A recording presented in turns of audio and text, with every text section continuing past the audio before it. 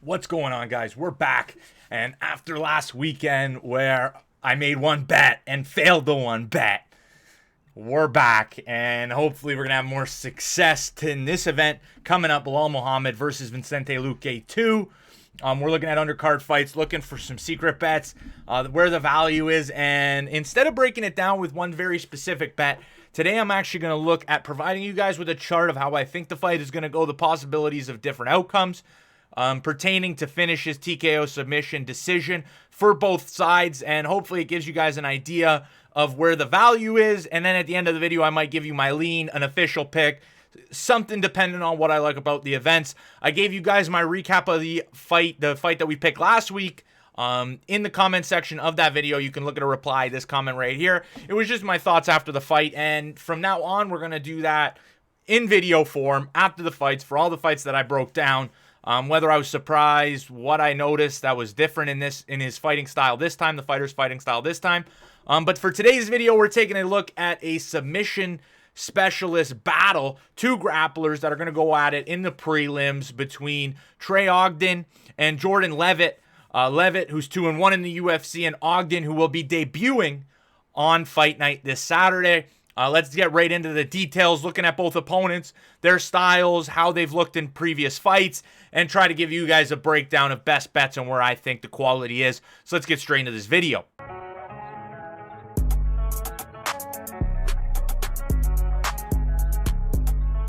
We're going to start by taking a look at the American Trey Ogden, who is coming to the UFC, debuting in the UFC after appearing on Dana White's Looking for a Fight, where he did win the Fury FC Championship. He defeated Okanovich via submission in the second round. Okanovich coming in with some height, with the reach. This was an impressive win. Then we got some submissions in two more fights against Cody Carrillo and Brad Grelick. But then we also have some losses here in his last four fights. He did have a loss to Nick Browne, a submission in round one, so he is capable of being submitted.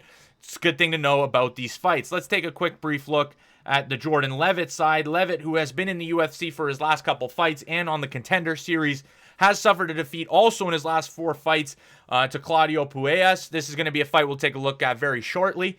He has wins over Sayles, a brutal slam KO of Matt Windman, and a Contender Series sub over Luke Flores. Both of these guys are submission specialists, but let's jump into some of the things I've seen in the fights and how it might contribute itself to different outcomes in this fight. We'll have a look at the Jordan Leavitt side of things first. We'll start at his most recent fight. That was against Matt Sayles. Sayles was coming off a 2-year layoff, so keep that in mind. In the striking department, which is very minimal in Jordan Leavitt's game, he likes to use long kicks. He keeps his hands up very well, and at the start of the second round, you saw some good defense up against the cage. He allows himself to get backed up a fair bit because with the back up against the fence, he's not really scared of being taken down and held up against the fence in clinch situations. He's very confident in his game in that way. However, his strong suit is his grappling, and we saw it multiple times in the Sayles fight.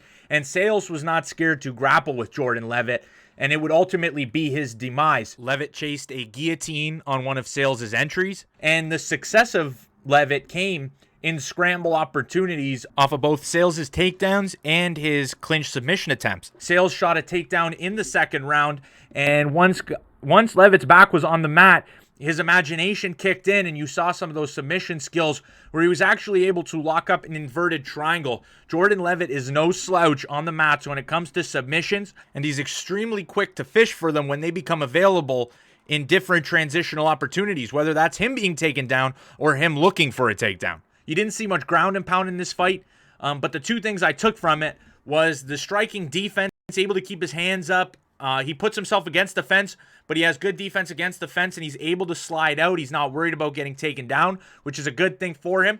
And he's always looking for submissions. On every Sayles takedown, he's threatening something. And when Sayles looks for something, Leavitt is not only looking how to get out of the situation, but he's also looking how to put himself in a better situation. Leavitt in this fight was very impressive, but again, Sayles coming off a 2-year layoff and not the same level grappler that Trey Ogden is going to present. So let's take a look at his most recent loss to Claudio, where he does fight a lengthy guy, and most of the fight is engaged in the grappling department, in the grappling aspects. So it's kind of worrisome that he would catch a loss in this kind of fight. So let's take a look at some of the clips and where we might need to worry a little bit when it comes to Jordan Leavitt's game. Yeah, so the bad news from this fight, Levitt, although very difficult to submit, is not difficult to take down. Levitt, sometimes you could argue whether he likes to give up the takedown and fish for submissions from his back, or whether Puelles was just a better grappler in terms of taking Levitt to the mat. Carlos put Levitt on his backs multiple times in every round and outpointed him in the grappling department. If you have top control like that, you're going to win a decision. And Levitt was just not active enough when they were standing. Even the ref, Tyone, gave him the opportunity, stood them back up, and still Carlos right back to a single slide head off, saves himself from being guillotined, a counter guillotine, submission attempt, and then he would just sit on top and win on points. This was a boring fight, but it is a real thing. It is a real worry if you're going to bet the Jordan Leavitt side of a possibility of being taken down and controlled for 3 rounds and losing a 29-28, 30-27 decision. And I think Ogden, who's more aggressive moving forward, the same thing Claudio could do. And we'll factor that in to my predictions at the end of the video. But let's jump straight over to Trey Ogden, where we have to go to some indie fights because this is his UFC debut. And we'll start with his most recent, Dana White looking for a fight against Okanovich for the Fury lightweight title. Trey Ogden is a strong grappler, figuratively and literally. His takedowns are extremely explosive, and when he gets you down, he has that gruesome ground style where he wraps up your legs like the likes of Khabib Nurmagomedov and Islam Makhachev, but he has the skills in the submission department to have those subs on his record where he's able to defeat these guys via submission after some brutal ground and pound and some serious control. And that happens in this Okanovich fight. In the stand-up exchanges, very even, very basic striking combinations. But then it comes to the grappling. Trey is quick to get in, powerful to get in, and easily takes Okanovich down when he wants to. Being a little weary here, though, Okanovich himself is able to almost secure his armbar from bottom position, something that Jordan Leavitt, with his grappling acumen, might be able to finish off. But nonetheless, in this fight, unable to finish the fight via submission there, and then Trey Ogden just takes over all the way from that point on into the first round and into the start of the second round till Trey Ogden is able to grab the head and arm choke. Trey Ogden dominates this fight on the ground. Very possible that he could do that to Jordan Leavitt as well. Probably his best bet in this fight, because he's not going to be able to get a submission, would be controlling to a decision, or if maybe getting him tired enough, he could find a submission like the head and arm triangle we see in this Okanovich fight. Let's move on to a fight that I find very important here, and that is the Nick Browne submission loss, which was via guillotine in the very first round. Taking a look at that fight, so you can tell from a clip from this fight that Browne is clearly the strongest out of all three when it comes to grappling. It would be Browne, Ogden, and then Levitt. Without that in mind, you see the submission ability that he's able to be submitted. Browne gets under the neck, Browne gets the submission via really just a neck crank, and Ogden is forced to submit. There's potential for that to be a serious thing with an underdog in Jordan Leavitt being able to secure a submission, whether that's by guillotine. Ogden is known. I've seen a couple of his submission losses, the Gifford fight as well, where he subs pretty quickly when you get a grasp around his neck. I think Levitt's going to try to exploit that. It's going to be very interesting. In the side of Ogden, however, James Krause in his corner, significantly good head coaching.